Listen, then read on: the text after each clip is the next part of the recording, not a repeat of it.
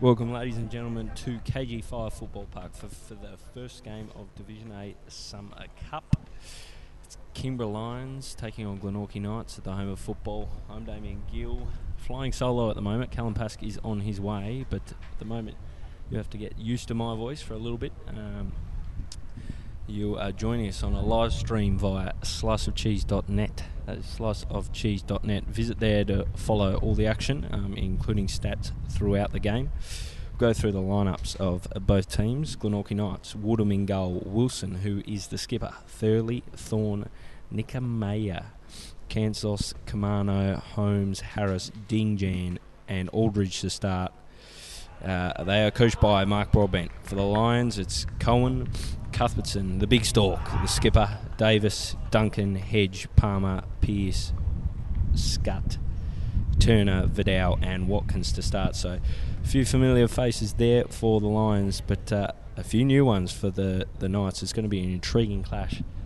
See who comes out on top. Little known about this young Knights lineup. I was talking to Paul Woodham a little bit earlier, and he said about the average age is around 18, so that's probably the youngest lineup put out by the Knights in quite some time. We have kick-off. Back to Turner. Turner switches wide to Damien Pearce. Into Watkins in the middle and out to Scutt. He tries to weasel his way through a couple and it comes out off Kamano and out for a throw-in. Pearce down the line. Strong one. Down to Cowen. He'll try to navigate his defender. It comes off him and it just bounces out of play. So a bright start here from the Lions. A corner kick. And it looks like it'll be Damien Pearce strolling forward to deliver this one in. Of course, he's one of the returning players from their 2013 side.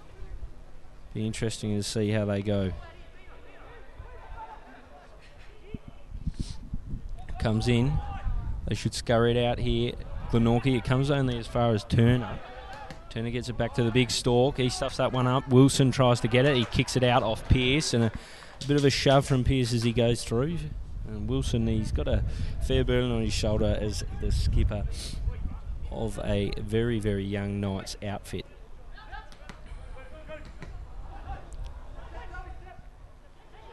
Dingjan on the ball now. He goes into Finn Aldridge at the top of the bullseye. Switch back out now. And it's with Thorne back to Woodham.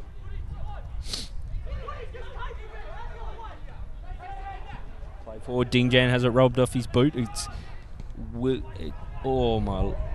was Watkins with the ball. He delivers into Verdouw, and Verdouw just tries to navigate it past Woodham there, but Woodham up to the task and sees it at bay. It looks certain to be a Lions goal to begin with there, but they just do enough to see it out. We're into the second minute.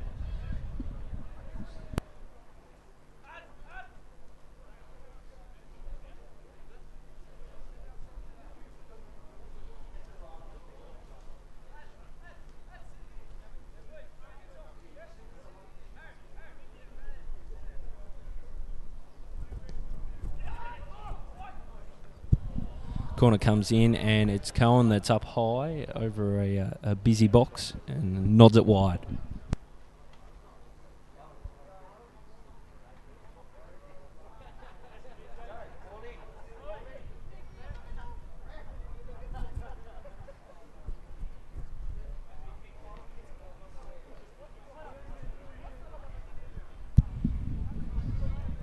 As I said, it's just Damien Gill coming at you live from here. Waiting for Callum Pass to join me in the commentary box. I'm a little bit lonely at this stage. It's Woodham with a goal kick. Powers this one forward, only on the head of the big stalk. Kamano does well. Comes back into Crocs. Sorry, it wasn't Kamano. It's who have we got there? Nikamaya. There's some interesting. Well, big shift at the Knights. A lot of fresh faces this year as Holmes puts it out in front of Thurley. He's got Verdouw keeping him company. He plays it down the line and has seen it by Palmer there. The back four of the Lions of Palmer, Hedge, the big stalk, Nick Cuthbertson and Damien Pearce. So an experienced back four. It's that man Palmer with the ball. He throws back to Hedge. Hedge with a little bit of a shimmy. Bit unnecessary, I would have thought. Goes back to his keeper, who feeds through to the big Storkel. He doesn't mind a marauding run. Plays it through to Verdouw. Operating wide on that right side is Verdouw. Plays it down the line. Palmer's bombed on. Home sees out.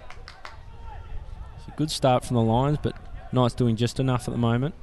Verdouw finds Palmer, who just nips off the heels of Thurley, and they're on here, the Lions, as Verdouw tries to play it back from the byline into a crowded box, and it's seen out off the boot of Harris. So it'll be a corner kick here for the Lions, and it's Watkins strolling over to take it. Dean Watkins, he had a bit of a breakout year last year for the Lions. Very, very solid. Looks like he's moving into a midfield role. Watkins delivers into the middle. Storkel with a powerful, booming header off that big, skinny head, and it just flies over safely for the Knights. Taken quickly by Woodham. He finds Harris. Harris through to Dingjan, the number 19, he's got the top knot going on. It seems to be all the rage these days. Not sure it's conducive to good play, but that's just my opinion. As Holmes plays back to Woodham. Harris on the ball now. A lot of new faces in this Knights team. Is delivered through to Harris. Eludes Dingjan, and Turner's shoved aside by Kamano there, and it'll be a free kick for the Knights, taken quickly. Out to the right, Turner. Finds Hedge. Receives it back out to Palmer. Verdouw on the ball. He's got Thurley for company. He dinks it ahead of him. He beats Thurley for pace. Played in the centres of Verdouw. Woodham sees clear only as far as Scut. He's in the Scut zone. He goes back to Pearce. Pearce plays back to the big Stork. Nick Cuthbertson feeds across. Top of the bullseye, Hedge goes. Feeds through.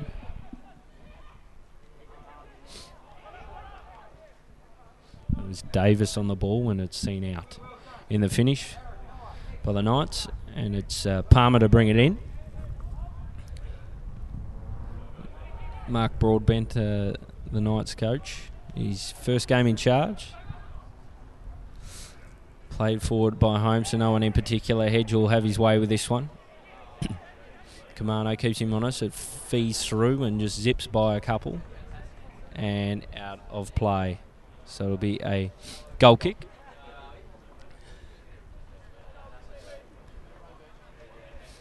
There's Woodham on the ball. Plays it short. Finds Aldridge. Aldridge looks out wide. Harris is there and Thorne. Comes to the shin of Dingjan. He's had it robbed off him by Watkins. Watkins gets it out wide to Scut. He races by Wilson. He's got Thorne to deal with here. And Scut scuffs this ball out of play. Well wide a goal, and it'll be a goal kick for Woodham, but early days. We're into the 7th minute here, and the Knights absorbing all sorts of pressure as it comes to Aldridge. He seems to be the general back there as he marches through, plays to Nikiyama, and it comes out the left through Thurley, cut off from Verdouw and to Palmer and then to Hedge. So Lions reboot. The big Storkel plays to Pearce. Back he goes, finds Hedge. Hedge forward to Turner. Looks back to his keeper. In Duncan, and they're out on the right now. Are the Lions, and it's Palmer on the ball. 1-2s with Verdouw. Some slick bit of play here. Good link up as Turner plays it out to the right to Cowen. He probably tried to be a little bit too fancy. Holmes gets a forward out on the left. As flash forward, looking for Kamano, slips out the back to Wilson. Golden chance here for the Knights. He tries to give it back to Kamano, back to Wilson again. Puts it at the top of the box. Aldridge hits it. It's blocked away from Turner, and Kingborough escaped what was a golden chance for Glenorchy to just steal one on the break. A golden chance indeed, and it slid out by Thurley as Kingborough looked to counter-attack the counter-attack. And it'll be Verdouw to take. Throws into the centre. Finds Watkins, who's been busy. 1 and 2. Receives back from Davis. Puts it into the box, and it's seen clear by Thorne. Holmes helps it on its way only as far as Palmer. Palmer down. Aldridge receives, and it's Nikiyama on the ball. He finds Kamano. And on the left they go. Through to Nikiyama. He tries to feed ahead, and it's out of play.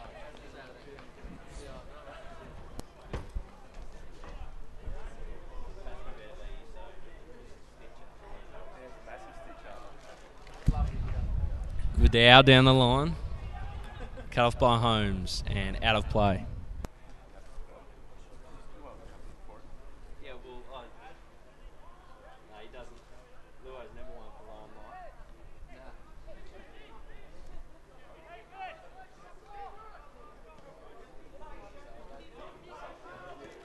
Pearce on the ball, receives back from Turner and out into the centre. The big Storkel takes a little run straight down the hey-diddle-diddle. Kamano does well, gets a foot in, but it scuffs out, finds Verdouw. Watkins does well, gets it back to Verdouw. Turner with a bit of space, he should enter the box here. He has a strike and it's into the bottom right. Lovely bit of work there by the Lions, and it's 1-0 here at KG5 Football Park, 10th minute. Turner with a goal from the edge of the box, just places it nicely into the bottom right.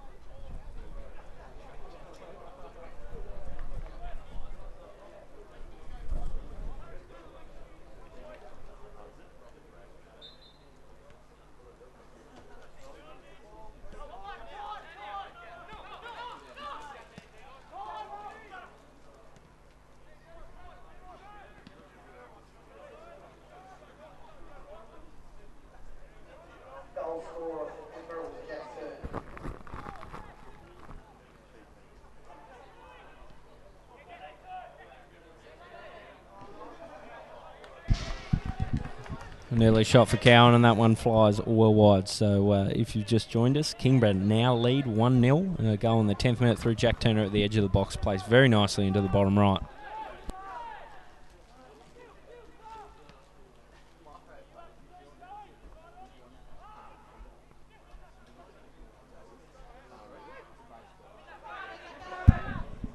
Well, they go. Watkins with the ball, plays back to Duncan, the big Dunkaroo.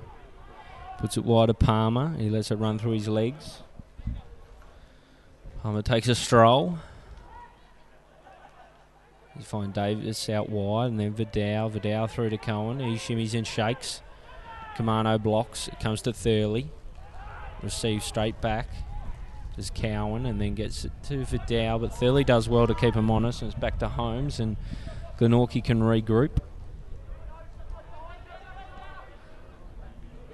To Ding Jan, it's off his boot. And with the Lions now, Watkins does well, runs it off his right. Comes to Damien Pearce. He tries to throw through in the centre, and Ding Jan receives it. Plays it out wide to the right. Looking for Wilson, but the big Storkel showed a bit of toe for a big fella. Picks it up to Pearce, approaching halfway down the left channel. Through it goes, and it bounces ahead of him. And seen out by Harris, who does well to just cut across and clear. Watkins into Verdouw. Verdouw 1-2. Finds Davis. Now it's back to Scutt. And then Verdouw finishes as he runs in at the back post. Simple finish for Verdouw. Scutt 1-2. Entered into the area. Cut back to Verdouw. Hot stuff there from the Lions, and it's easily finished from Verdouw in the end. 13th minute, and it's looking pretty ugly for the Knights. Lions lead 2-0.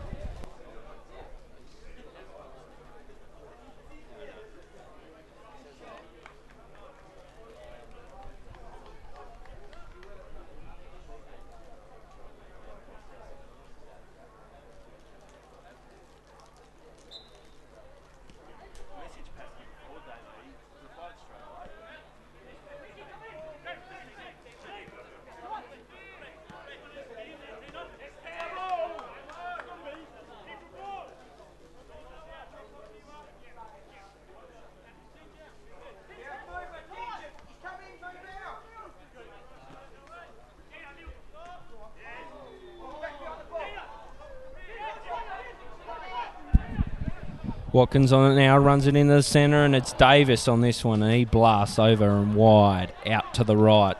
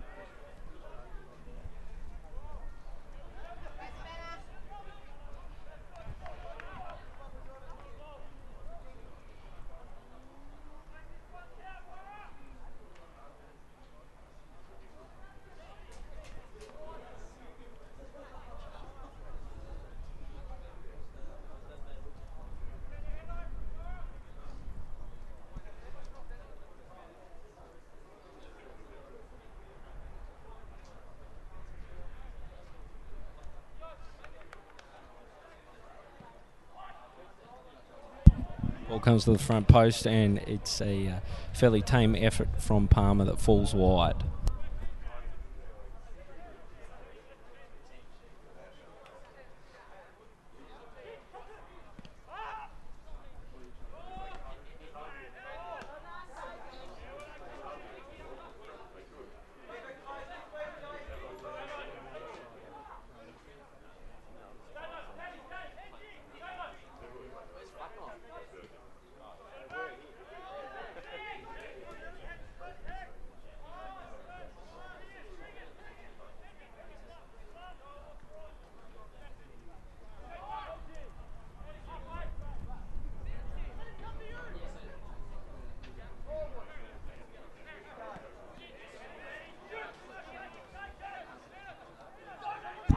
Watkins on the ball, and Harris tries to cut it off. Sorry for the brief silence on the part of the stream as Verdouw slips over as he meets it at the top of the box. It comes to Davis, and then Cowen tries to steer it in, but it ricochets off his boot, and it's an offside.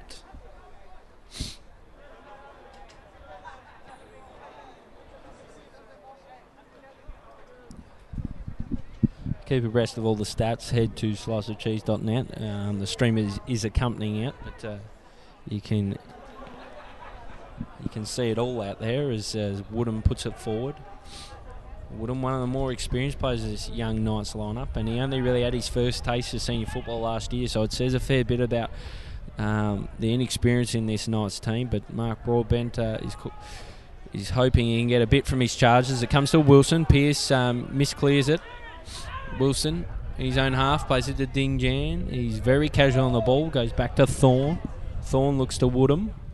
Woodham takes a touch to Holmes, and away they go, the Knights. Through he goes, Spanner as he's known. Comes to Kamano. He plays it forward, and it races away. And to Duncan, but that's an offside.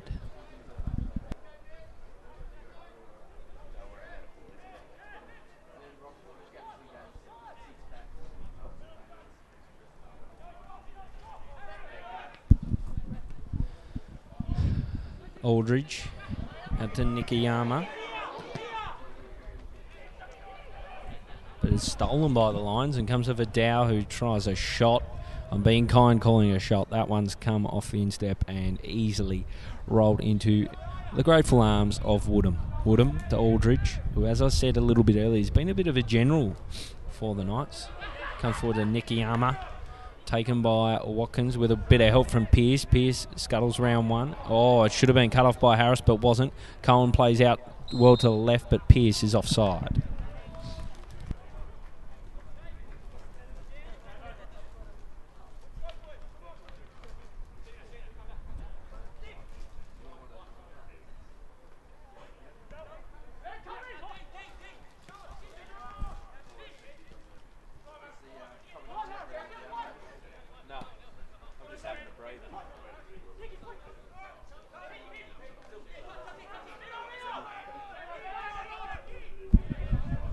Big Stork plays the ball into the bullseye. Through it goes. Cowen out wide. Receives back from Davis. Cowen at the top of the box. He has a shot. It's well saved by Woodham.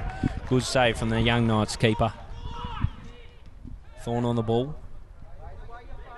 To Aldridge. Tries to play it through to Nikiyama. It's just hopped off his heels by a little intervention from Turner.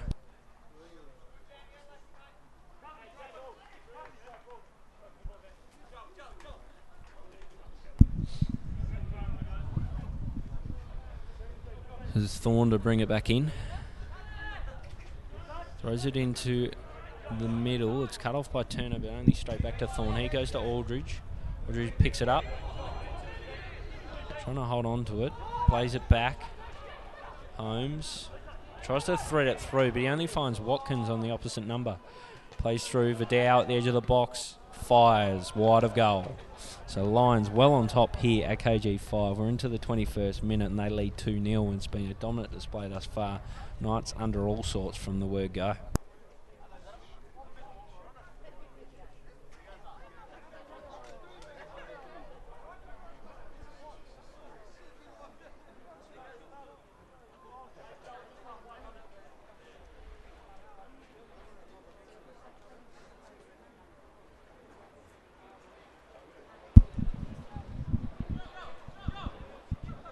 Woodham with a goal kick.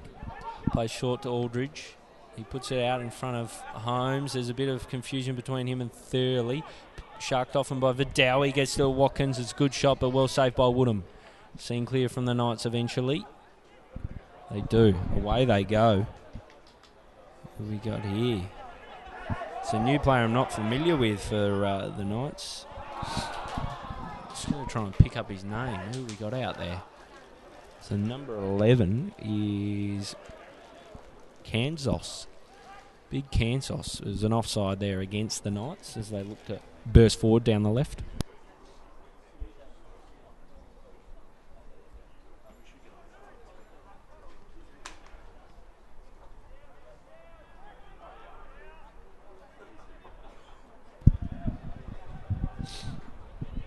Through it goes, Kamano. Over his head. It's cut off now by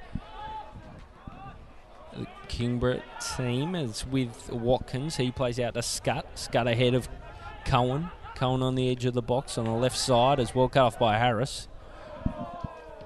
He dinks by one, plays forward, but yet again it's just a panicky move from the Knights as they look to play forward. Pearce. The big Stork with a bit of an error, but it runs through his legs and he's able to mop up and plays Hedge.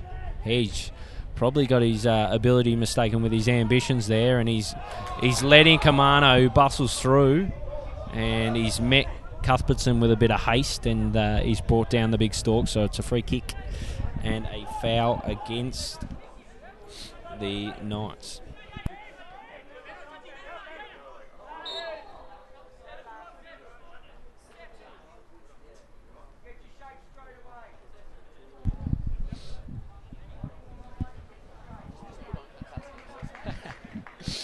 Still waiting for Callum Pass to arrive here at KG5 Football Park. It's Damien Gill riding solo.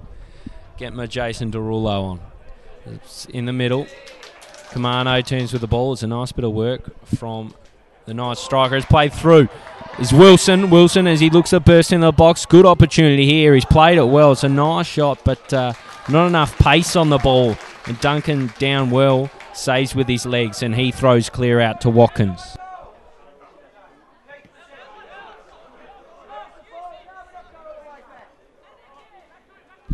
Good bit of work there by Kamano and out to Wilson. They look like the two clear-cut stars for the Knights. Of course, they're the only, those two and Woodham are the only three that were in the Knights team last season. They're all fresh faces as it's played through by Dingjan to Kamano. He uses a bit of pace, enters the box, fires, Duncan saves, and then collects away from Nikiyama.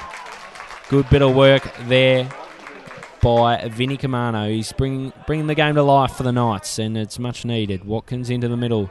Watkins has had his way with the game so far. He's been dominant as he bursts through the centre. No one keeping him honest.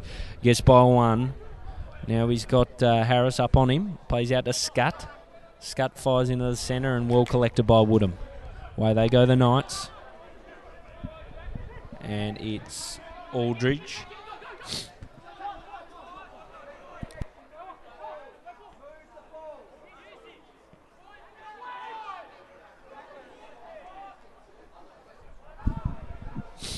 And now Holmes on the ball. Holmes plays forward.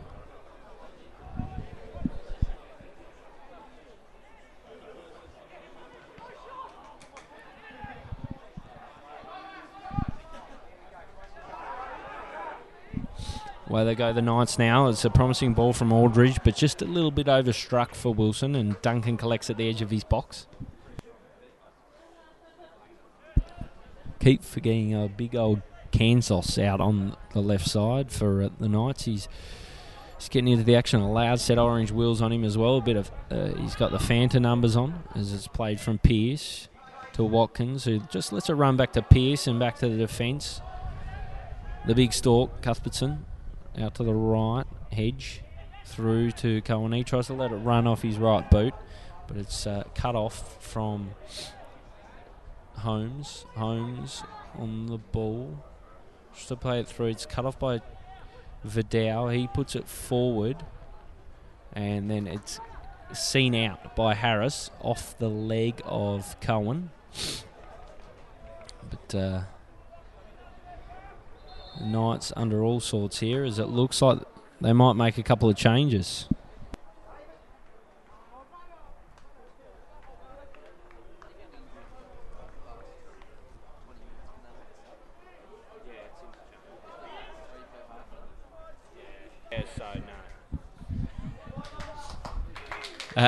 And a few changes for Glenorchy here.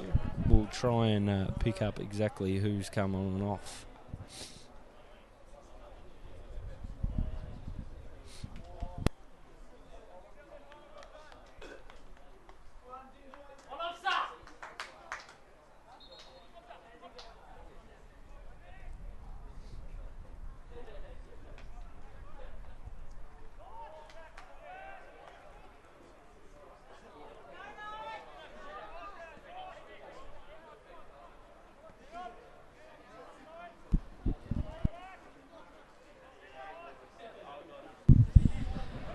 Hedge now plays through, finds Cowen, and it's through again, but Thurley's there to cut it off.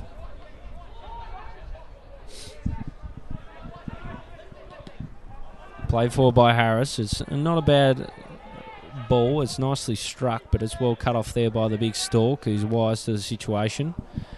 Comes to one of the substitutes, Abdul Kalam, which is an interesting name for me. It's going to be a tough one to pronounce as Watkins streams down the left and fires off a cross-come shot that almost tests Woodham for a second, but he's up to the task and collects comfortably. Through to Aldridge. He chips the ball along into the midfield. It's cut off by Davis from Turner. He dinks along. It's cut off by Holmes. Out to the left. And it's Kansas who plays it back to Holmes. A lot of new faces here for the Knights, and it's going to take a bit of time to get used to them. As Cuthbertson plays back to Duncan. Lets it run off his boot. Chested down by Turner. And to Pearce. Pearce plays softly to the big stalk. Nick Cuthbertson. Hedge runs along. Threads it through nicely. Finds Watkins. Then to Turner, who twists and turns. Back to Hedge. with a big stalk, and we're into the 29th here, and it's still Kingborough Lions up 2-0 over Glenorchy Knights, who have been under absolute licorice all sorts of pressure as it comes through. Watkins plays back, who's probably been best on thus far. He's been absolutely everywhere as Dean Watkins, and his lid's been everywhere too, doing all sorts of work as that salad. Stalk goes out, finds his centre-back partner in Hedge, comes through to Cowen, cut off by Holmes, now sharked by Verdouw. Verdouw enters the box almost, but Holmes does well. Nice sliding tackle. Holds it up, and he'll try and see it clear. He does so. Headed away from Wilson by Hedge, and it comes to Davis. He battles with it with Aldridge, and Aldridge does well. A spin, gets it round. Nice little pirouette. It's a foul against Davis, and it'll be a free kick for Aldridge.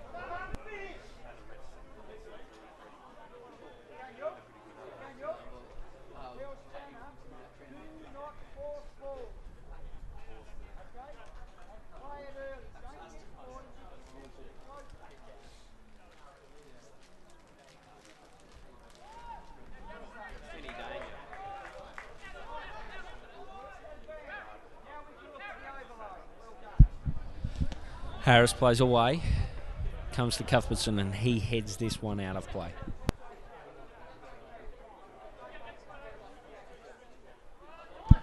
Comes into Aldridge. So the substitutes that did come on, we saw Stephen, Apkulham, and the third change I'm just trying to work out is number 13, Lockley, Sam Lockley. So some fresh faces there. Comes back to Stephen. He plays it forward, finds Wilson, who's the real live wire. Him and Kamano are live wires for Glenorchy. It's a foul against Damien Pearce here.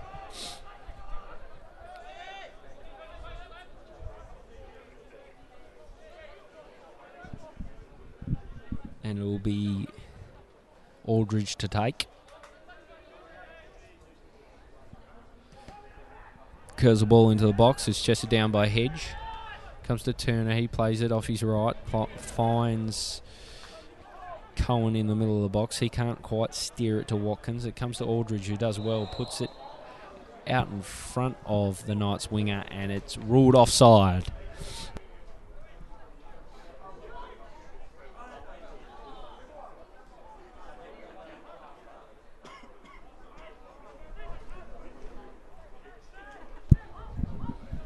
Duncan on the ball, plays forward to Cuthbertson. He finds Pearce out wide on the left and back to Cuthbertson. If you're watching in and listening into this one and you're getting sick of the sound of my voice, you're not alone. I'm sick of listening to myself hear myself. But Callum Pask, the big angry badger that is Callum Pask, the dulcet tones of Callum Pask have missing in action at this point in time, so we're just waiting to see what the big Paskey's up to. Hopefully he joins us for the latter part of this half.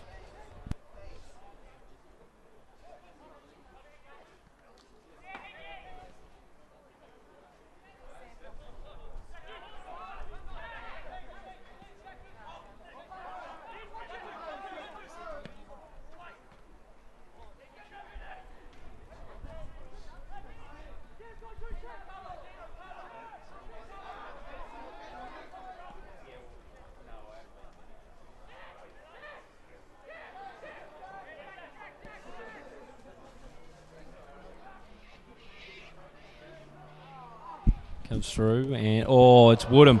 He plays off Cowen. Cowen should just slot this one home, and he does from the byline, just tucks it in neatly. So a bit sloppy at the back there, the Knights, and it's been made to pay by a nice bit of work from Cowen. He's done well, and he's slotted in from an acute angle, and into the 34th minute we go, and now it's looking pretty ugly for the Knights. It's 3-0 the way of the Kingborough Lions.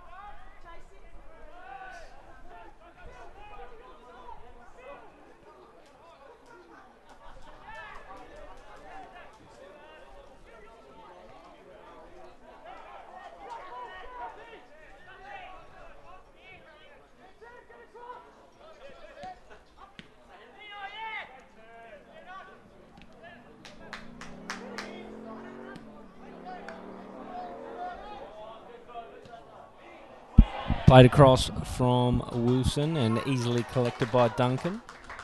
We're into the 36th minute here. It's a nice, neat bit of work by Verdouw over the top at halfway. And they've collided, and it's Cowen who collects.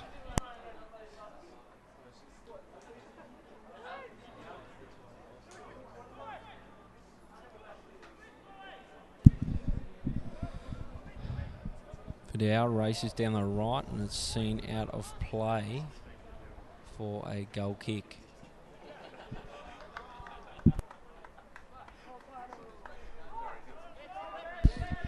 So I'm getting sick of the sound of my own voice, and luckily I see Callum Pass strolling up to the grandstand, but he's found a bit of time to go get himself some of Louis' best from next door, some hot crunchy chips ready to go.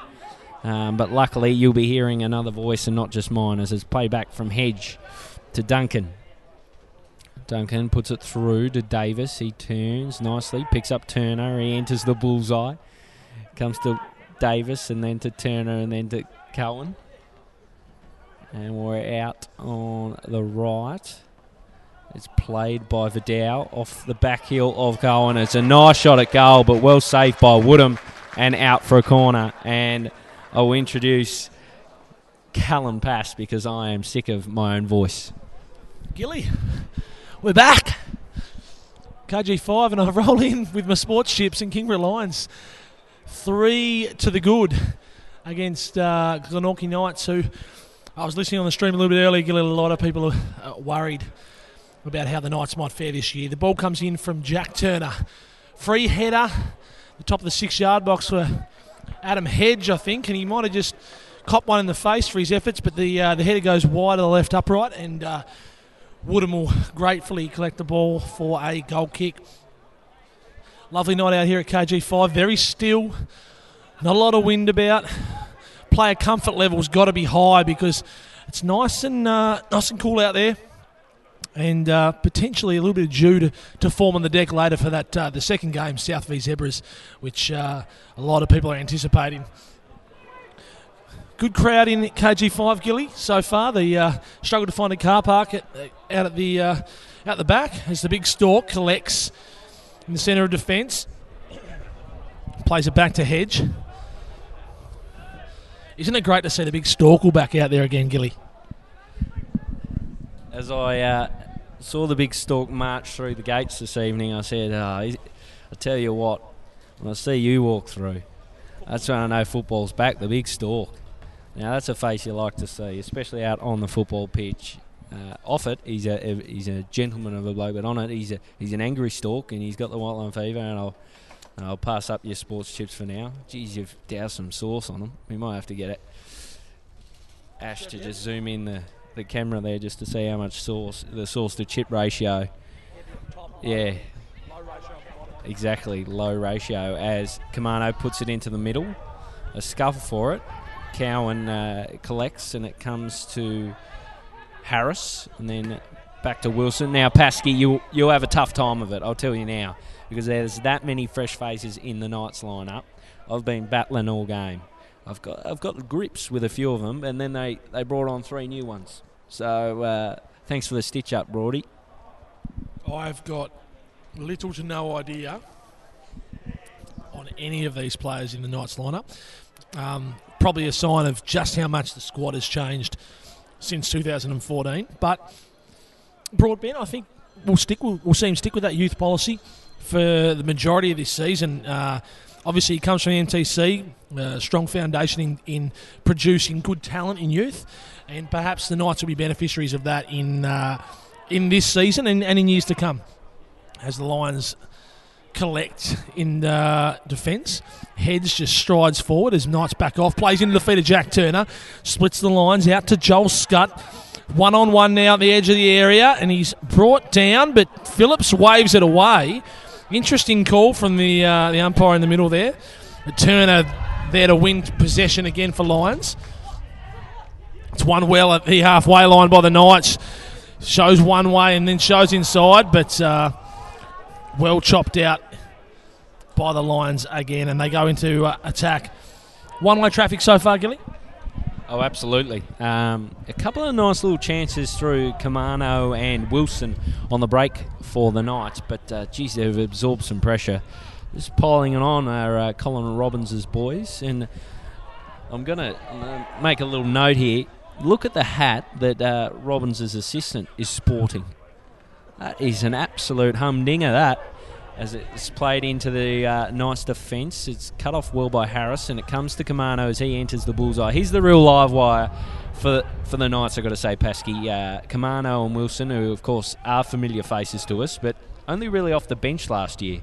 And they're now like the experienced brigade, which is just, yet again, paints the picture of the new-look Knights. You'd have to say that the weakness in Lions potentially is that central defensive pairing. Not in ability, but perhaps in pace, Gilly. And maybe that's why Kamano's been able to trouble Lions, and perhaps that's the outlet for the Knights if they're to get something out of this game. So Phineas Aldridge on the right there. Takes on one, takes on two. Beats Pearce, but it's well collected by the Lions. Damo Pearce back in at a left back. Have we got Pearce squared? We got Trent on the bench? I don't think Trent's having a run this year, so interesting. We won't be able to call out Pearce squared, but it's good to see some of those faces from 2013 back in the Lions lineup. There's Palmer out on the other side, and we've got Pearce, and there's plenty more to come. Just to get you up to speed, I guess, Paskey, is Davis plays through, finds Cowen. Oh, he almost tucks this one home. It just goes across the face of goal and past the left upright, but dangerous effort there from Cowen. He's looked lively, but I'd say Dean Watkins and Jack Turner really just bossed the middle of the park.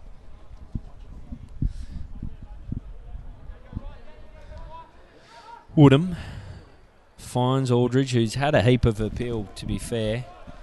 He's had a lot of it as Aldridge. He's been their main avenue when looking out of defence.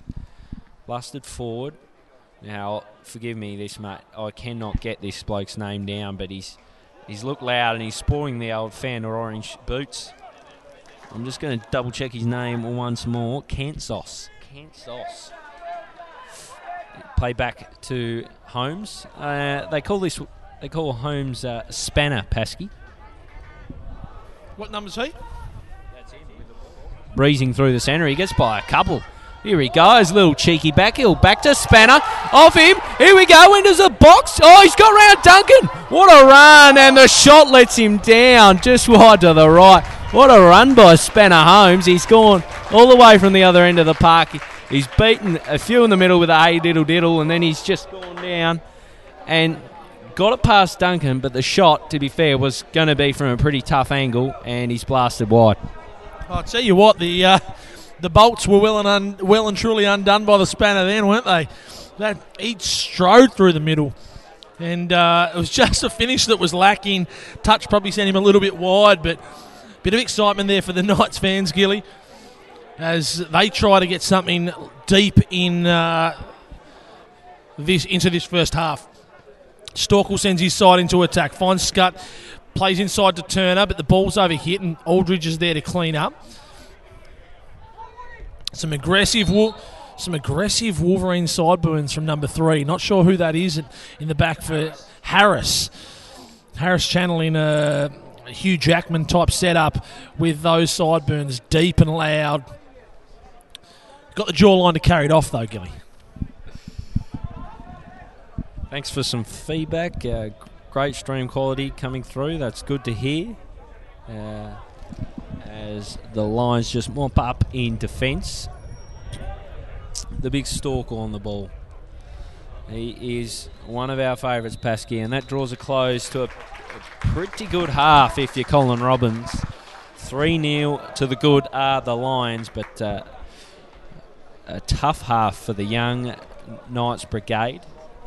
It's 3-0 here at KG5 Football Park in the First Division 1 clash of the Summer Cup. And a real uphill battle awaits Glenorchy Knights in the second half.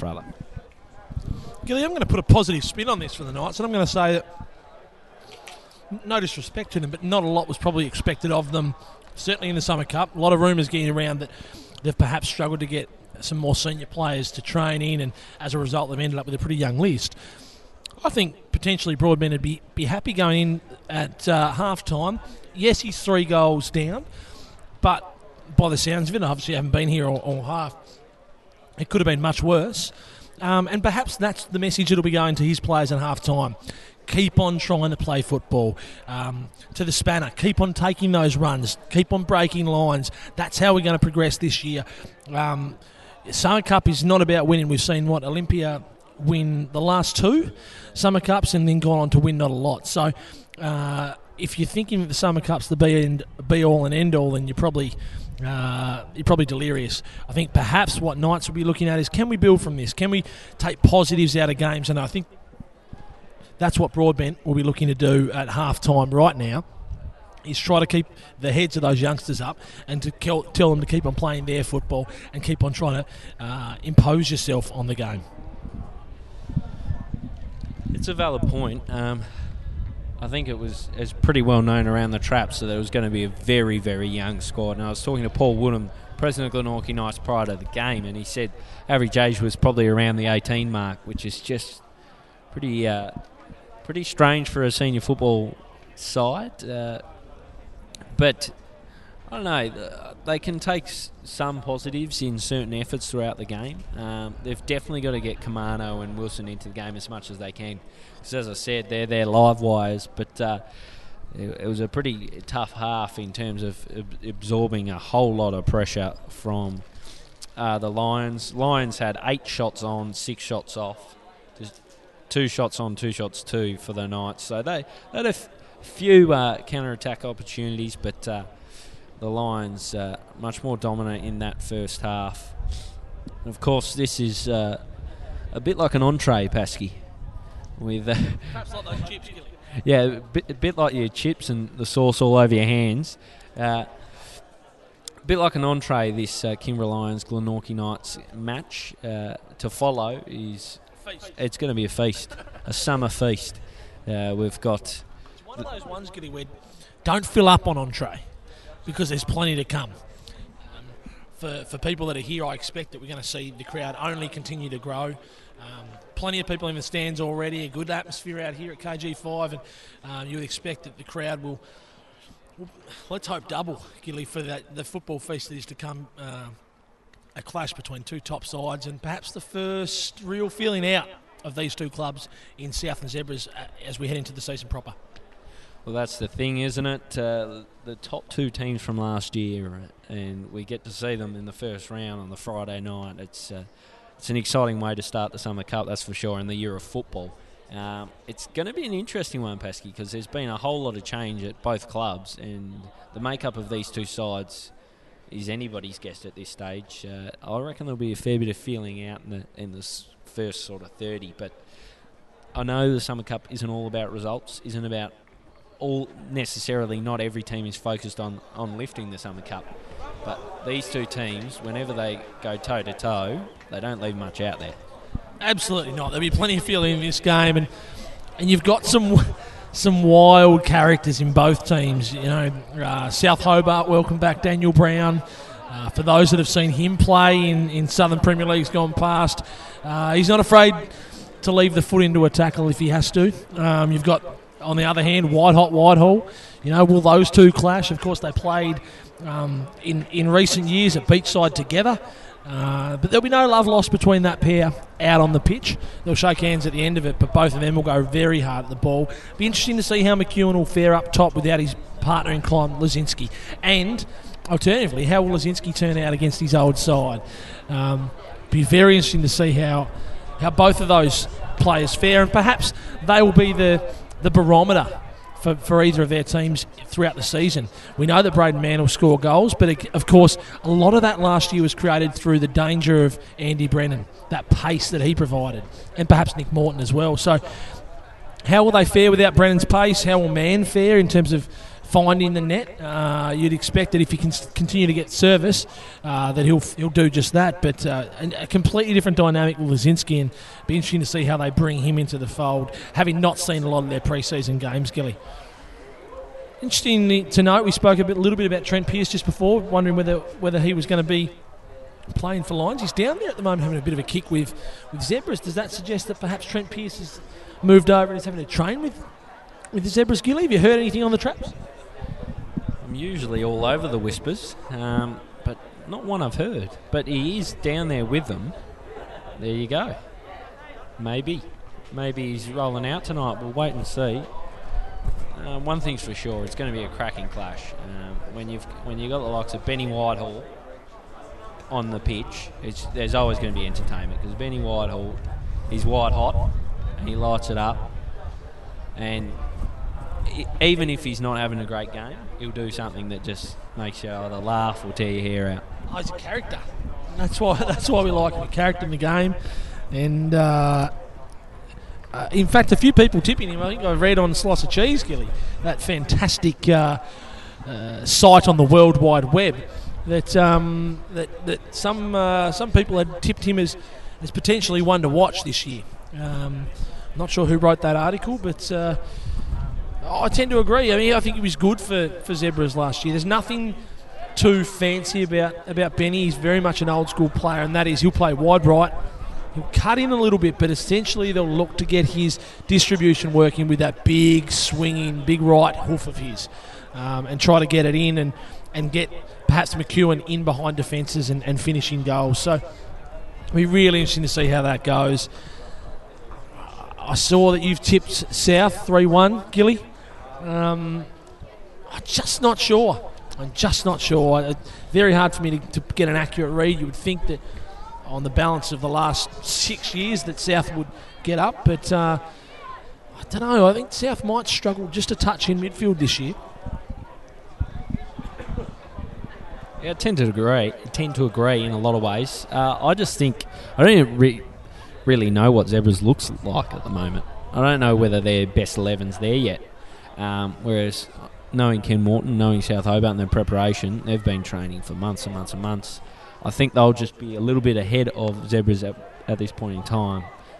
Just as we speak, the angle grinder just rolling in, just into the sheds. Perhaps he's been getting, I don't know what he's been doing, but he's probably late to the party at the moment in terms of preparation. He's got a little bit of Antonio Banderas about him at the moment. Just long flowing locks. He's sporting quite a short, pencil-thin moustache. He just needs perhaps a little goatee, and he might have a bit of Mask of Zorro about him. Mask of Zorro, the angle grinder. Oh, now that is Photoshop work for later. We'll have to get to town on that and put that up on Slice of Cheese. But Angle Grinder's an interesting one, isn't he? Because he was heavily pursued from Ken Morton. No secrets made about that. And it looked for some time like he might cross it over to South Hobart, but he stayed with the Zebras, stayed in the black and white, which is almost as good as a new signing in some ways, because a lot of them had given up on having him at the club. So it's a big one for Jed Donoghue. I was going to say credit to Jed Donoghue and his support staff for enticing him to stay, to keep him, because there's no doubt that he's one of the talents of the league. And it'll be interesting to see where he's deployed this year, Gilly. You get a feeling that he'll play still in that left wing role, left back role. Or do you think they might employ him higher up? Yeah, it's an interesting one. There's a few out-and-out guns missing from their team from last year. I wonder whether you can find another role for the angle grinder that brings a lot more of his skills into play. As far as fullbacks go in the state, he's undoubtedly the best now that Liam Scott's departed the state. So you'd be tempted to keep him there, but I think it's a string to their bow. They can throw him forward if need be, have dual angles, one on one side and one on the other, coming from all angles. But yeah, I think it's a massive thing for them just to keep Kurt at the club, because I'm sure Jed Donoghue did a lot of work to making sure he stayed, because they need him. They don't want to lose too many good players, especially players of his calibre that have played for the state in the last couple of years. Ricky Self also rolling in for Zebras here as we just chart the arrival of a lot of the Zebras players. He's got a fantastic balance on the ball, can dribble, can carry it, and it'd be great. I'd really love to see him excel, Gilly, in in the season this year, because he's a real talent, and I think he's been underutilised at Zebras before. He's had trouble with injuries, perhaps been in and out of fitness as well, but I think if they could get him fit, he'd be a real asset in midfield for the Zebras, in that creativity, breaking lines, going forward, and he's got real pace as well, so it's fantastic. Also, I think a Carl Lazarbal down there that we've seen, he's sort of floated around. He has played with South before. He came down the beach side for a little bit, and then we saw him over at Warriors. Looks to have dropped a few kgs as well, and he looks fit, so I know that injuries have sort of plagued Lazarbal's career over the last 5 to 10 years, but again, a very skillful player, one of these players that's grown up on the futsal court, Gilly, and perhaps that's where Jed Donohue's trying to inject a little bit more creativity into the side. Yeah, old Lazarbal, eh? He just rolls in for Zebras. I knew he was training there. It'll be interesting. That's what I mean about the Zebras. I don't really know how they look at the moment. It's the great thing about Summer Cup, especially the first round, I think, Pesky, you go, oh, he's there? Oh, he's there? Ah, very interesting. And that's what I'm looking forward to seeing. And I just know that Zebras will bring their game. They always bring their game up against the might of South Hobart. They seem to just to kick it up a few notches, you know, maybe go from first gear to at least third or fourth. And I'm expecting to see that again from Jed Donohue's men. And I'm not so confident. And that's why I have a hesitation to tip them. I've got to go with South Hobart. But on to the game at hand, Pasky. It's half time here. And they're having a bit of kick about the Lions. They're back out on the pitch. Of course you'd be back out on the pitch. You're up 3-0. You're running a little tub. You'd be out there quick as you can, I imagine, to try and pile on more. They've been very good, the Lions. And I've got to say, their lineup that they've put out today looks better than their lineup from last year. I think the ends of Palmer and Pearce, straight up, just give that back, solidify that back line a little bit more. And it certainly helps, and it means they can move Watkins into midfield, and he's had a massive say on things so far in the game. Him and Turner combine really well. So Lions looking pretty good, and they've still got players to come back in, the likes of Cormac Collins, and they've got one of their British players on the bench, although it looks like he's just coming on for a look. So we'll get our first look of Dale, Kieran Dale, no relation to President of the Kingborough Lions, Brian Dale. He's actually their visa player from England. They've got another one to come. So the Lions looking pretty good. Knights make their way back out. Aaron Wilson as captain, which, yet again, says a fair bit about what's happened to the club in the off-season in terms of player turnover. Lions just need that general, for me, in midfield, someone to take hold of the game. Jack Turner keeps on threatening to be that player for them, but you want to see him step up against better opposition. I think that's where they struggle. I agree. I think in defence, led by the Stork, and I think Adam Hedge is not a fancy player. He's not going to offer you a lot going forward, aside from a head-in at set pieces, but he will provide solidarity in the central defence, and I think he's got a good understanding, a good spatial awareness, and him and Stork will prove a tough partnership to break down in the centre of defence. But they need that centre midfield. They need to get control of that, and in the bigger games, I think that's where the Lions will need to focus. Can Jack Turner get on the ball? Can he impose himself on games? And can he make a difference in those bigger games against better opposition? We're about to get underway again here. Phillips will just take a little look at the players, make sure the right numbers are on the field, and then he'll blow the whistle. We'll get underway. At the moment, if you've just joined us, Kingborough Lions lead Glenorchy Knights 3-0. Goals through. I'll recap for you. If you did miss the first half, Kingborough Lions were dominant, and they scored first through Jack Turner in the 10th, Verdouw in the 13th, and Danny Cowen in the 34th minute. Knights straight into defence, which is where they spent a fair bit of the first half, as the spanner puts it through to Kamano. Good turn of pace, Kamano. Squirts the ball out on the left. It's offside, so Knights attack thwarted before it really got going. The great thing about Knights, right, they're 3 goals down, first minute of the second half, And they're playing football again, Gilly, and that's going to be the exciting thing to watch of Mark Broadbent's side. You know that they're going to continue to try to play that and really open lines up there.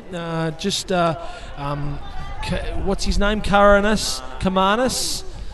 No. The number young 11 with the loud boots. Karanis or something like that. Kansos just didn't time the run quite well enough and found himself offside, but they unlocked lines there. And Aldridge, when he gets time on the ball, looks like he can pick a pass. So he'll be important for Knights in this second 45. I've always liked Aldridge as a player, as a prospect. Even at Clarence days, he showed a bit, but he's had a couple of goes at Knights now. But it looks like he's going to be probably one of their key players. It comes to Hedge and spreads across to the big stalk. I just like his name, Phineas. Yeah, there's not enough names like that. That's straight out of Harry Potter, that sort of stuff. Yeah, like get the boy a wand. As it's played out the left through Watkins, finds Danny Cowen. He looks to be operating out wide on the left to start this half. Plays along nicely, finds the new boy Dale, and back out to Watkins. So Dale will need to settle in here as Watkins almost cross-come shot. It's tipped away by Woodham and Thurley. Little dosey-do. Plays back to the spanner. And Cowen sees it out, luckily for Knights, because, geez, the Lions looked in there. Yeah, Spanner's just got to be careful with that one, doesn't he? There's confidence and there's willingness to play it out from the back, but sometimes you just got to get it up, hoof it up the park. Long and strong, as you would say, get it. Sometimes, yeah, you just need to ship it up the park. Fionn Collins on at half-time. Big Fionn throws in, finds Verdouw. It's straight off his boot to Kamano, and then Aldridge puts it forward. Hedge collides with our mate Fanaboots, and Collins sees it out off Fanaboots' leg. And I promise I'll learn your name, but for the moment you're Fanaboots. As Verdouw goes down the right. Back heels back. Plays to Hedge. Hedge with a bit of a shake. Bit of boom, boom, shake, shake. Plays it forward to the big stalk. Geez, there's some height between that defensive pairing. It's played forward. Davis, nice to Watkins, who's pushed a bit wider in this second half. He's streamed by one here. Plays it from the byline to Verdouw. It's come off his boots, saved well by Woodham, but Verdouw picks it back up and just pings it into the top right. Feel sorry for Woodham in that case because he did pretty well to save the first shot, but geez, Watkins down the left was quite electrifying, and then well finished off by Verdouw. Yeah, they can. Verdouw can chalk that one up to Watkins. Really solid pace down the left. Went past one and got a really good cross in. Put pressure on Woodham in the goals. He tried to stop it going at the front post. Only able to parry it as far as Verdouw, and calm and cool as you like. Just turned, picked his spot, and just put it outside the reach of the couple of the Knights players that had jumped back on the goal line. And as it stands, Lions well in control, 4-0 to the good against Glenorchy Knights with just 50 minutes gone in this match. Verdouw pinches it off Aldridge. Turner tries to come in to find the feet of Cowen, but it's well cleared by Spanner. Out to Aldridge again. He's getting a lot of the ball in this first half. Tries to find Fanaboots, but Fionn Greyjoy is there to mop up for Lions. Aldridge on the ball again.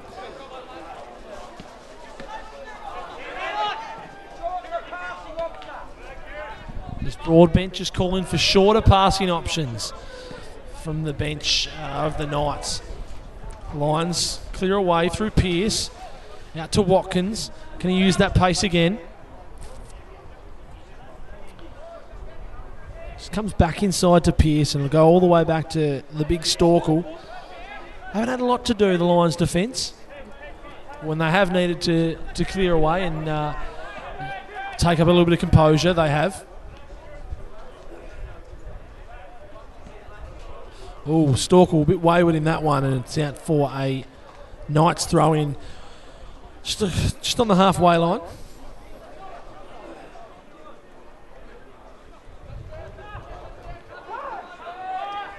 Aldridge with the ball again.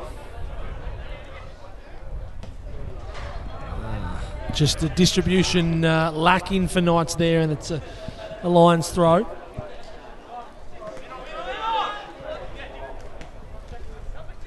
Turner turns inside, looks to spread wide to Watkins, overhits it to contest, and well done there by the Knights fullback, just to stop Watkins getting a run on.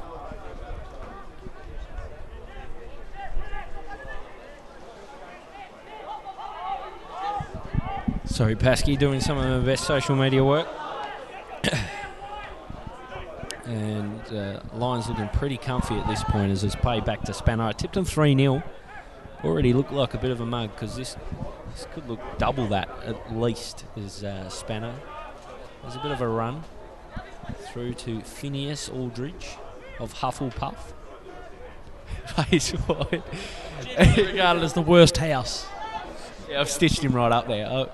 Nothing house, Hufflepuff. They're a nothing house.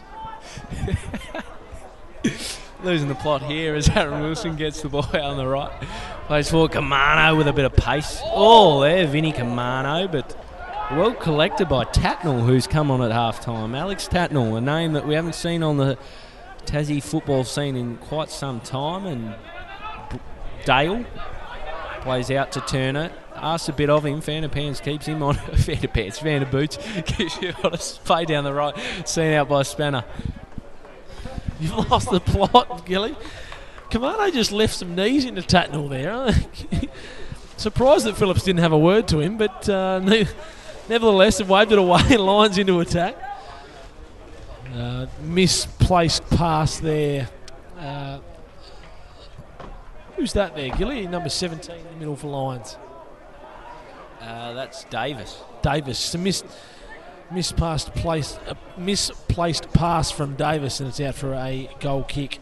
Spanner now on the ball. Goes back to Woodham. Bit of pressure on now from Cowen. Watkins comes to press now, and Knights beat the press. Aldridge out now, and they've got the opportunity to break. Kamano once again finds himself isolated, and I'll tell you what, if you put the ball in the air anywhere near the stalk, he's going to get near. And Knights through here. Opportunity well saved by Tatnall. Second chance. And Hedge with a last-ditch effort.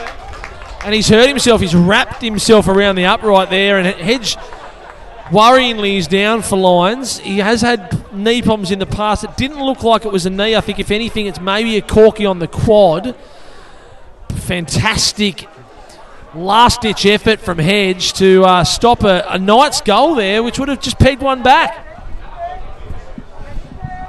Adam Hedge doesn't have too many halves of football where he goes uninjured, so he's probably done pretty well to get the first half out of the way as the ball comes in. And Theon Greyjoy sees a way.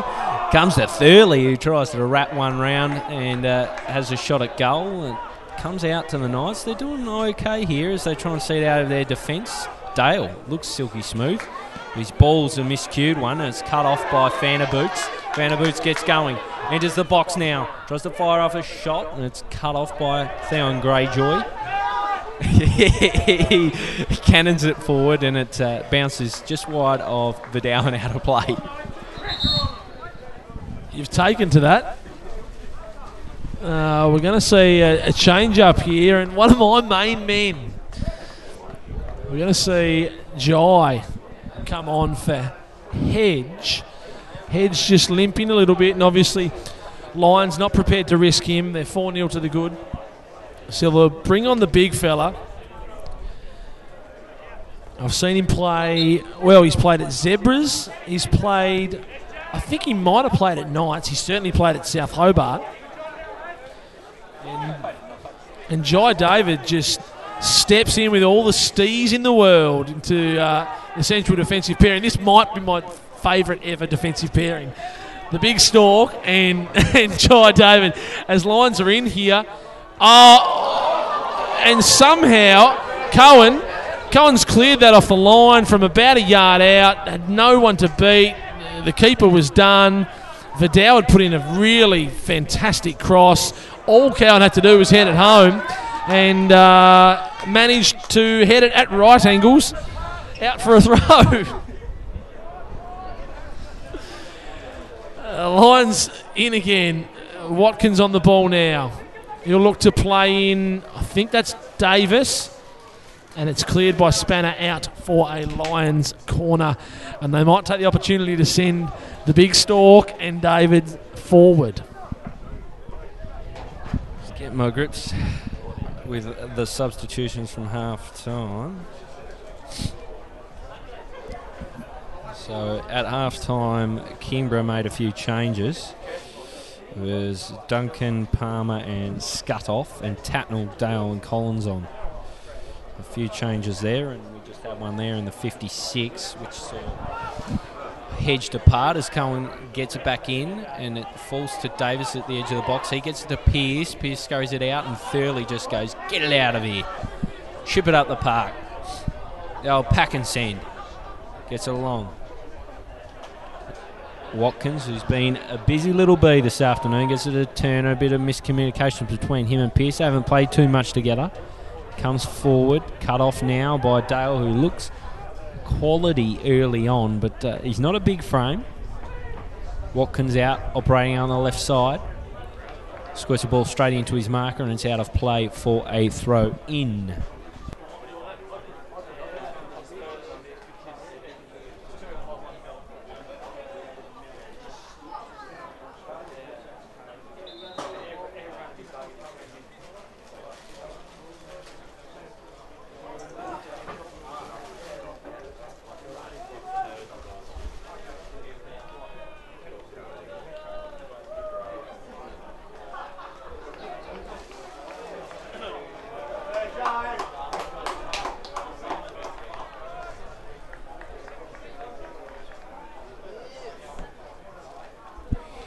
So Glenorchy make a few changes here. I think that's 3, so they made their 3 for the half.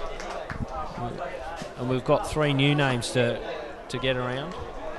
And you've just seen, that's a very nice coat you're sporting there, Paskey. The Arsenal insignia on the collar, that's great. And I'm sporting an Arsenal top myself. As it comes into the box, Cowen tries to get his boot through it, and the big Spanner throws the whole toolbox at it.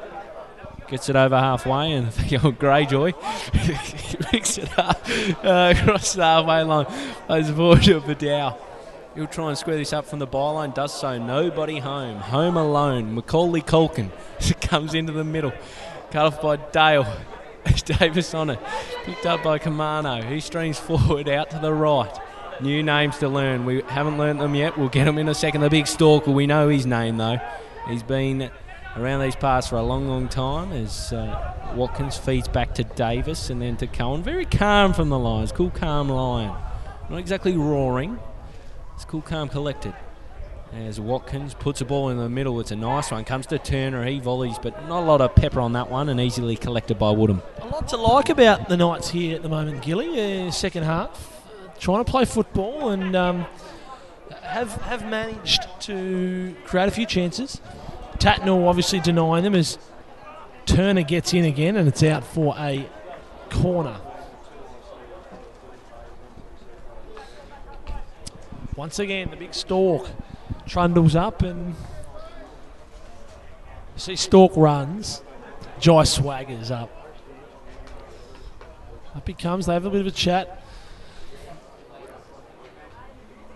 Zonal defence here from the Knights. So they'll let both the big guys get a run at it. And, David has a free header, and it just goes past the back post. That's the danger with that zonal defence. Always debates about whether there should be zonal defence at corners, set pieces, whether it leaves the defence static. There's a very good YouTube clip that I'd suggest if any of our listeners are interested can look up whilst they're at home on the computer. Monday Night Football over in the UK. Debate between Neville and Carragher on the merits of zonal defending. A really interesting one. Knights in here. 1-on-1. It's goal time! Jai David. The ball came off his scon and flicked over the back, and Vinny Kamano just slots it bottom left and goes over to the fellas and says, I'm going to dance up a storm here. Knights pull one back, and they've got their tails up, Gilly. Well done, Vinny. Beautiful from Vinny Kamano, and we've said it so far that He's the real live wire for them. Feed Kamano and he will score. Has a nice ring to it. And he did right there. And if you're Mark Broadbent, you're buzzing with that because so far it's been a pretty good half from the Knights. They've showed a bit of promise. Reward for effort, Gilly. Again, the message from Broadbent at half-time would have been keep playing your game and reward for effort now.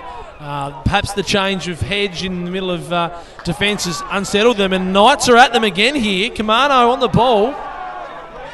Now they tried to go.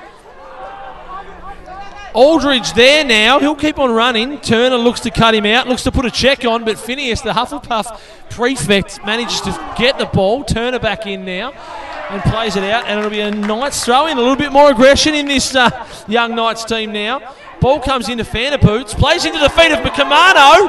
Oh! David just brings him down on the right, and there's a shout for penalty. The Knights are up and about, and this game's come alive in the last minute, Gilly. Has indeed, and it looks like it's, I'm not sure what went on there, a foul against Harris at the back.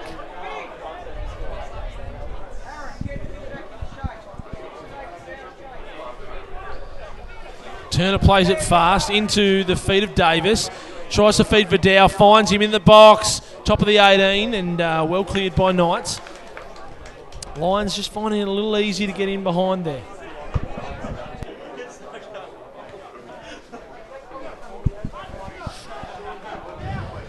Theon Greyjoy on the ball. Gets past his captors. It's seen out to Verdouw. Slides in, does Collins. Thurley with a bit of run and gun. Away he goes. It's out to the right. Gets past Turner. Does well, does young Thurley, but old Hufflepuff Phineas Aldrin has given him back an absolute stinker. Turner feeds the Cowen, and they're on here, the Lions.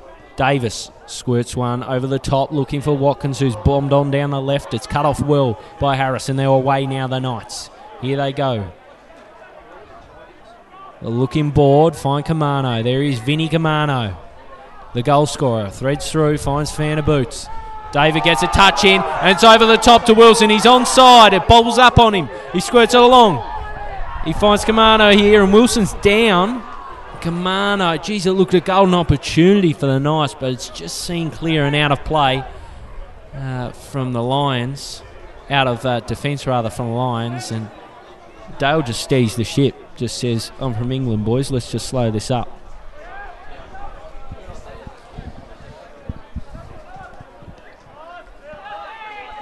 Knights made a little bit of a meal of that one, and clearly the Knights captain struggling a little bit, I think, perhaps with a little bit of cramp there, Gilly. As Lions stream forward again, Cowen tries to muscle through, does so, but it's cleared by the Lions. Kamano there to win the header as well. He's certainly stepped up his game in the last 5 or 10 minutes.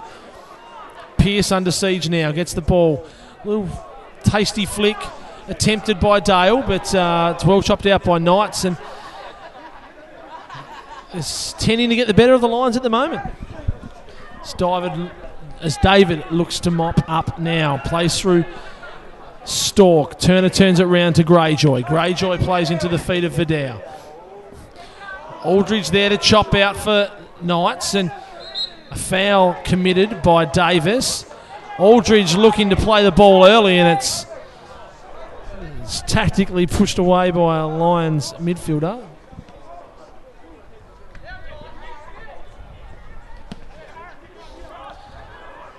Knights look to spread it, and it's just over hit and out for a goal kick.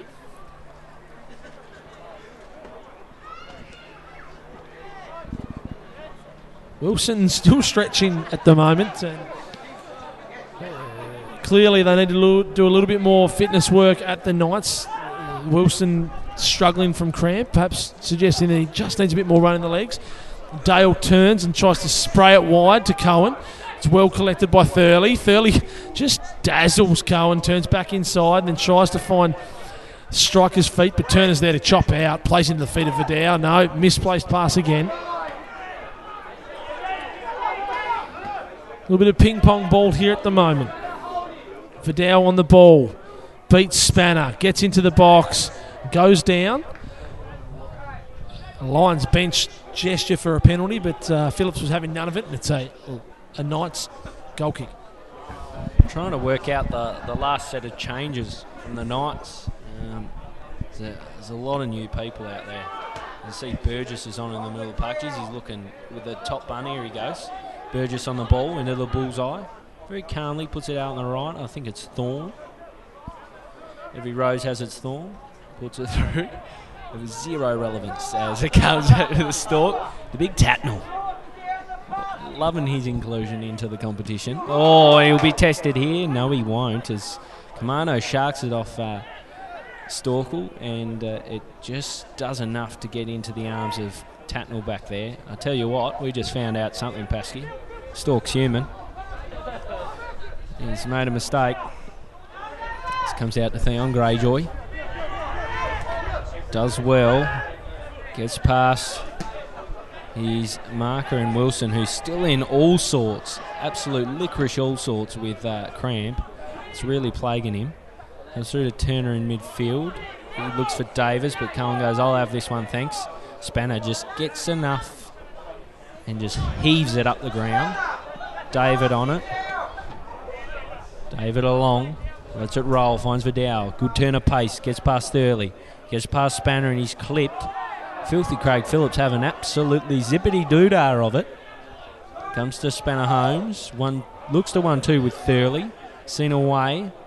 Verdouw gets it along to Davis. Goes almost out of play. It almost looked like it might be a Knights ball. And it's ruled that way in the end. Filthy Craig Phillips just brings it back and says, Woodham, you can have it. So we're going to see some more changes here.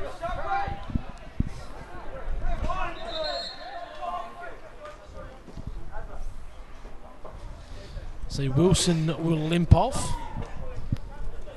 Takes off the captain's armband. Wilson and Thurley off.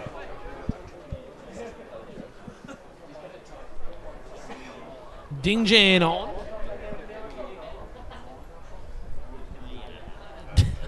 Dingjang and Nikamea on for Thurley and Wilson, as Knights look to just freshen up some legs.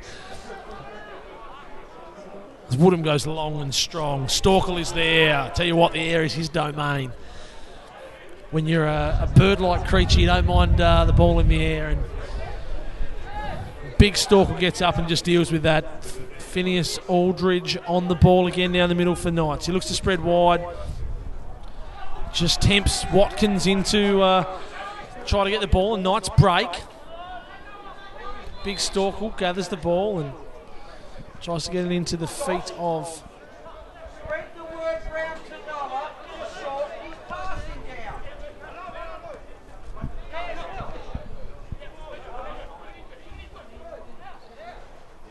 the Lions throw-in.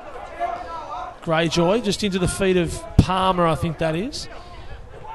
Plays it all the way back to Jai David. Plays it into the feet of Davis. Dale, I should say. Finds Verdouw. Feet of Cowen. Spanner looks to chop it out. Cowen rattles off a shot, but it's pretty tame, and Woodham collects.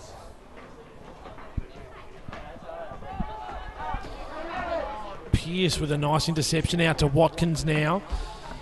He'll keep the ball and just try to settle lines. Turner now. Tries to pick a pass, does so, finds Verdouw. His pass well cut out by Aldridge. Best on for mine, for Knights, Aldridge. Nevertheless, Turner steals it from him, strides forward plus Spanner. Verdouw one-on-one now. Slots away, cool, calm finish.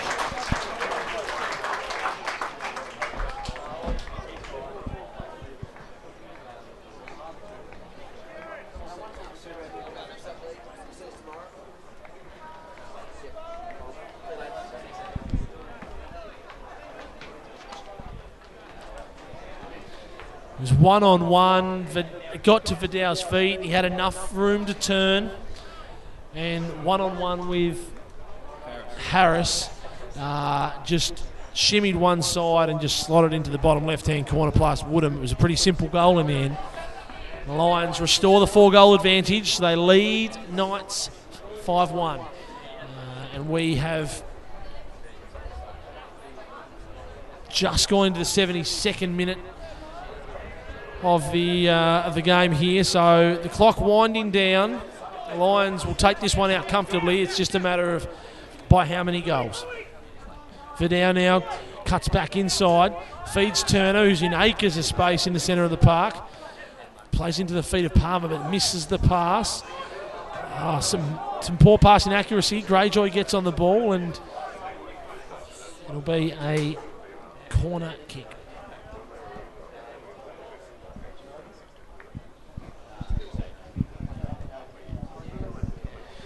Good to see a lot of the beachside massive here, Gilly, as we look forward to a 2 o'clock showdown with the Olympia Warriors tomorrow out at KG5. Plenty of games tomorrow, aren't there, Gilly? What we got, 5 or 6? 6 games, an absolute jam-packed, action-packed day of football at KG5 tomorrow. If you're about and you don't have plans, get yourself to KG5 as it feeds the ball now. That's not offside.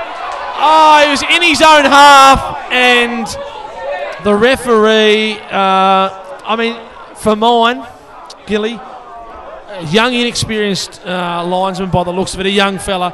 Phillips has got to be senior enough to see that pass was made in his own half. Unfortunately, Lions saved there, and Knights perhaps denied a really great goal-scoring opportunity as they break down the right again here. Storkel will get in, and it's a corner ball again, it looks like. A goal kick. Phillips and the linesman unable to make up their mind and go for the benefit of the doubt. Knights look to make another change now. It's the benefit of Summer Cup, isn't it, Gilly? You can try players, try them in different roles. You can ask them to go out there and do a job for 25, 30 minutes and then come off and have a spell and then get back on there. That's what the Summer Cup is all about. Yeah, I will say I've been trying to update the subs on the blog side and I've given up. So if you're trying to keep a track of it, unlucky. They've made way too many changes. And Aldridge takes a spell. Probably put him on ice because he's going to be a key player through the Summer Cup and through the season, one would suggest, as David goes forward. Off the down to Theon Greyjoy. Gets it forward to Cowen.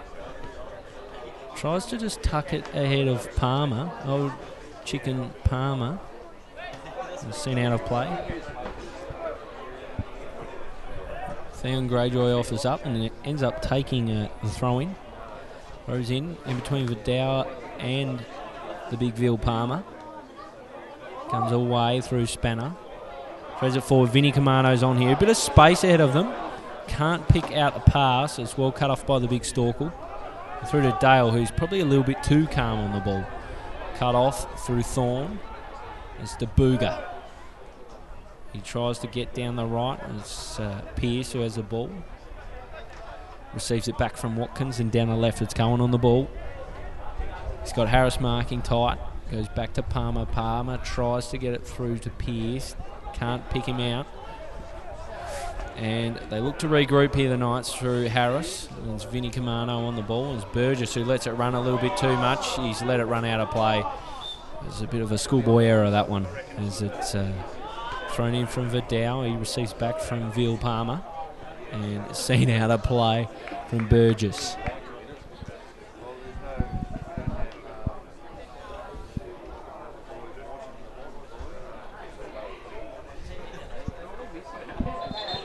"15 minutes to play in this one, Gilly, and it's all winding down. I think probably the crowd taking an opportunity just to settle themselves. Maybe they've popped outside for a sports chip as we work our way towards the main event tonight, the feast, as we've labelled it, South Hobart versus Tilford Zebras.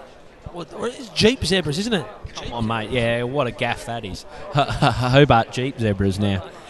We've changed vehicle. A few substitutions we've missed while we've just been talking absolute garbage. Not important at all. But yeah, Jeep on board. It looks like they bought a Jeep as it comes through, and big Theon Greyjoy gets on this one. Burgess does well though. Puts it down the line. to Nikamaya. And I think I've done all right with that. And David mops up at the back. Through to Big Tatnall. Loved his efforts. Rolls it along. To the left to Scut. Or back to Tatnall. He's made him work. Watkins tries to dink it along. It's sharked by Vinny Kamano, who has a shot, and it skittles off a Lions defender and out for a corner kick.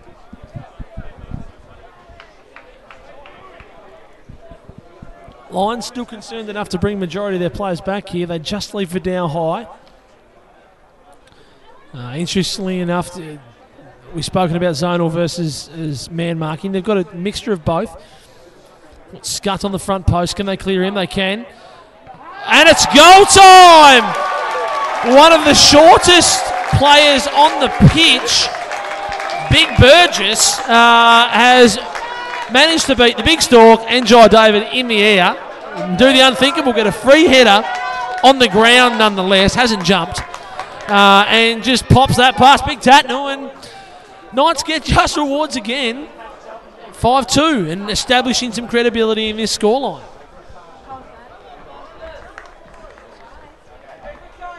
Big Burgess in the 77th. It was a dinky die ball over the top from the corner, and Burgess read it best. David jumped, the big stork jumped, and fortunately enough for Knights, Burgess found his head on the end of it, and they minimise that gap to 3 goals again. Surely not, Gilly. No. But good for the confidence of a young Knights outfit here. A couple of goals shows they can get on the score sheet against these other Victory League squads, and that'll be pleasing for Broadbent as he moves into the rest of the Summer Cup and the season ahead. And pleasing for Burgess. Goes home tonight and says, "See this thing? See this scone? It's working." With the top knot. Yeah, he won't be cutting that off in a hurry. Lucky top knot for Burgess.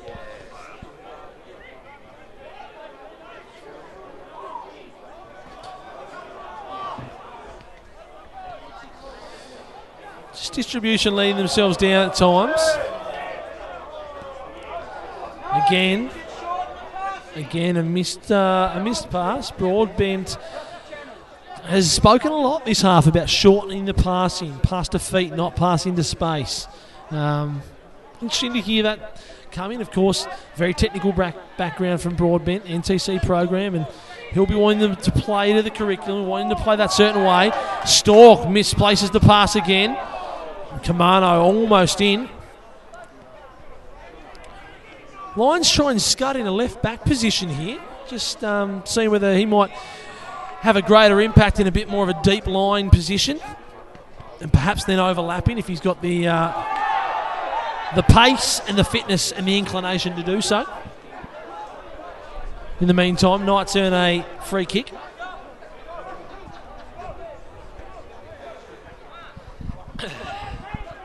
Yeah, they tinkered with it towards the end of last season, tried him there at fullback, and he wasn't too bad, to be honest. Of course, bombing forward, he has no problem doing that, but didn't find the Scut zone too much last year, as it's into the middle with a gentleman I'm yet to learn the name of, out to Burgess. Big Burgess looks into the centre and looks to thread through a ball to Kamano, just comes off the body of Cuthbertson, and away it goes. Oh, it's helped away, and in the middle of the park, it was a collision there between a Lions number and Kamano, but done well. Back they go to Burgess, the goal scorer. He'd be cock-a-hoop, I reckon, is the old expression. I don't reckon many people are across that. There's Tatnall, plays it out to Palmer, the Ville Palmy, gets it moving to Turner. Tina Turner turns it around, plays it forward to Lewis Verdouw, who's had a hat-trick today. He's been all over it, has Louis Verdouw. You're getting on. Just catching up on the fact that Rogy's stolen the gimmick. Yeah, so for those tuning in, head to Facebook and get across, what is it called? Tassie Soccer Central. you're sure to get a giggle and a hoot from Rhodes, and probably at least 3 spelling errors per post. But Can't fold his endeavour. Can't fold his endeavour. He's having a crack as Big Rhodes. As it comes to Vil Palmer at the edge of the box, and he fires off a shot and is well collected by Woodham, hard down to his right. But the Lions continue on their merry way here. We're into the 37th minute of the second half. Got to say, I'm a little bit disappointed that he's got the looky like he's going though, Gilly. I'm not sure anyone will beat cutting that, but still. Credit to Matthew Rhodes. He's filling up the Facebook feed, that's for sure, with a lot of posts from Tassie Soccer Central. But I'm never going to knock having more avenues to keep up to date with the local game for those abroad and closer to home, and just have a laugh, and a different view on football. Important now, and probably more important than ever now that we've potentially seen the retirement of Walter Pless. Turner tries his luck from distance, and that's over the top of the crossbar. That might have to be the next poll we throw up on Slice of Cheese. Is Matthew Rhodes the next Walter Pless? Why not? One thing not going in his favour is the fact he has hair, but what a luscious set of hair he has, that top deck. It's done wonders for him over the years. And it's a timeless haircut. And also timeless from Matthew Rhodes is the posting of a photo of the Summer Cup victory with Kingborough Lions. I'm expecting one of those a day on Tassie Soccer Central. We might get back to the game for a minute as it's in the bullseye and Burgess rises high and it comes down. It's Turner who guides it on its way out to left, and we're with Watkins. Ooh, Thorne tries to get up on it, and Watkins wins it back, and yet again it's one of these dangerous cross-come shots from the left, but it fizzes over the bar and out of play. Yeah, good to see Shane Brassington checking in to Tassie Soccer Central. Nice new page, be a good way for us to keep up to date with it. Nice one. Sweet as, Brazzo. Nice to have you on board Tassie Soccer Central and just the game in general. I'm on the bandwagon. Don't worry, I'm on Rhodes's bandwagon. Have been since day one, day dot. As the game continues, we've gone off track a little bit. The spice has gone out of this game. Just 7 minutes remaining, and Lions still lead 5-2. In the background, we see Zebras beginning the warm up. We got we've got a Trent Pearce in a Zebras jacket, so it looks like Pearce has made the switch from Lions to Zebras. But certainly Jed Donoghue would know of Trent Pearce, perhaps would have coached him in South Hobart Reserves back in the day. So perhaps he's gone and tapped Trent Pearce on the shoulder and said, "You've got a bit of what I like. Come and sprinkle a bit of that on my team." This is back to Tatnall. Green gloves. You don't see green gloves very often. Yeah, as it's played through and it's cut off by Ding Jan in the middle. Ding Jan. It's a tough one to say as it comes out on the right to Burger. I tell you what, we're going to have to put serious homework into this Glenorchy Knights lineup because we've made an almighty meal of it this evening as Ethan Engels struts in even later than his brother. We thought Kurt was late, in comes Ethan. I'm pretty sure he's got some sports shit. No, he's got a sub. He's got a sub, making sure he's refuelling ahead of what is a big clash later from 8 p.m. We'll bring it all to you, and we're certainly to bring you a fair heap of nonsense with it as it comes to Tina Turner in the middle. Plays it forward. Nutbull City limits. Tries to get it by one. Gets it back from Vil Palmer. Vil Palmer. Oh, wide and out to the right. I've been waiting for a significant chunk of the last 15 minutes for the ball to come out to right back so I can say 50 Shades of Theon Greyjoy. Topical film is in cinemas as 50 Shades of Theon Greyjoy rises. It's one down though by his Knights opponent, and Tina Turner puts it into the bullseye. Scut just gets the right boot on it, puts it forward. Vil Palmer, geez, he's been busy. Gets along, receives back for Tina Turner, and out to Theon Greyjoy making an absolute meal of this as it comes to Jack Turner. Don't know his name, so that's quite refreshing. As out to Scut through to Cowen. Off his heels, and Thorne sees it back. And Woodham gets a fair bit on. I tell you what, Woodham's growing as a keeper. I really like him back there. It's David.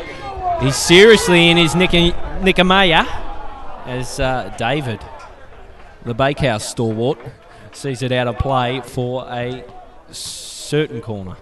Tatnall tried to sell that was a goal kick. Phillips was having none of it. That was an interesting attempt at a turn before by Cowen. Turned like a semi-trailer rolling off the shoulder. It was well picked up by the Knights. Now they've got a chance for a corner, and perhaps Burgess can stride forward and see if the top knock can do him any favours.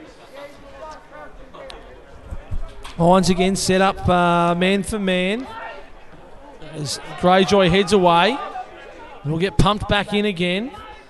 Only as far as Tina Turner, but a hit from outside. Oh! Ding-dang from outside the left, had a ding-dong effort. And it just flashes past the left upright. He got a bit of that, and he's also got a top knot. So the hairstyle of choice at the Knights. Hold on to your hats here. There could be a little bit of late drama as Stork finds himself in a bit of trouble, but turns himself out of it. Scut now tries to play into the feet of Cowen, rather, as Ding Dang clears away. Fan Boots plays a lovely little dink in behind the Lions, behind the Lions' defence, but Tatnall was out well to clear, and Knights perhaps a late goal in this one, Gilly. We're ticking into the clock's very slowly going there. That's got to be slower than it's meant to be. But anyway, we're into the 43rd as Fan Boots tries to keep this one alive from the byline. A big Stork sends this up to Mount Wellington. Nick D. Giovanni's dropped an absolute dolly over the fence. You're better than that, Nick. As it's brought in by Nickamaya. Receives back from Fan Boots. Theon Greyjoy pressuring hard. He's back to Burgess. Full of confidence is Burgess. He was just screaming for it in the middle. Jeez, he's got some swagger in the middle, doesn't he? He's just very, As Verdouw, the hat-trick hero, plays it back. Cuthbertson, bit of a heavy touch, but puts it through to Vil Palmer. Out now to Scut. He's looked okay at full-back.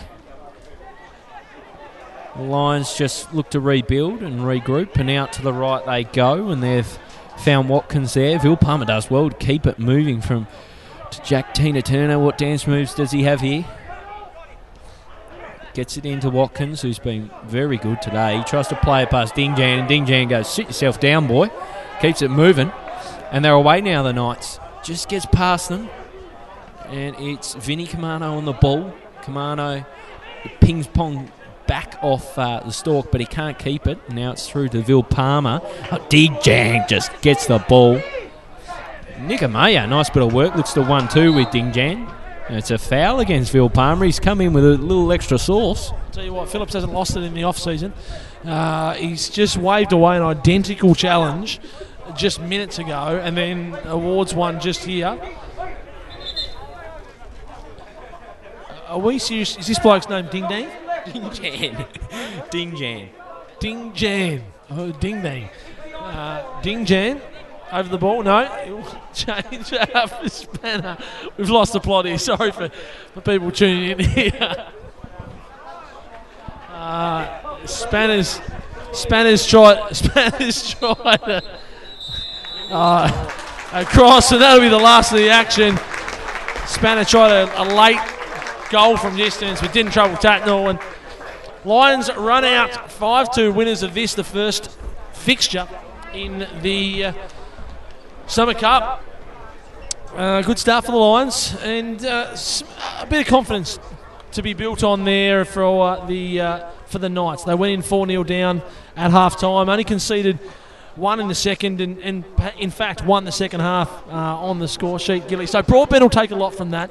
I'm sure that he'll go into the change rooms and they'll do a thorough debrief both now and then on the training track later in the week and realise that they got something out of the game, and perhaps had they played with that same enthusiasm, that same confidence and structure as they did in that second half, perhaps they could have got more out of the game. As it stands, the only concern for Lions may be Hedge from that game. A good win for them, and perhaps a bit of the destabilisation in the back there since Hedge came off with the injury. But hopefully that's not too serious, and he can line up again for the Lions in their next fixture. But they take the 3 points, and we look ahead now to the Hobart Jeep Zebras versus South Hobart. I think we'll have a bit of a breather now, Pasky, and get some glucose in. Maybe just get our act together and gear up for the huge second clash of this evening. South Hobart versus Hobart Jeep Zebras. Toot toot.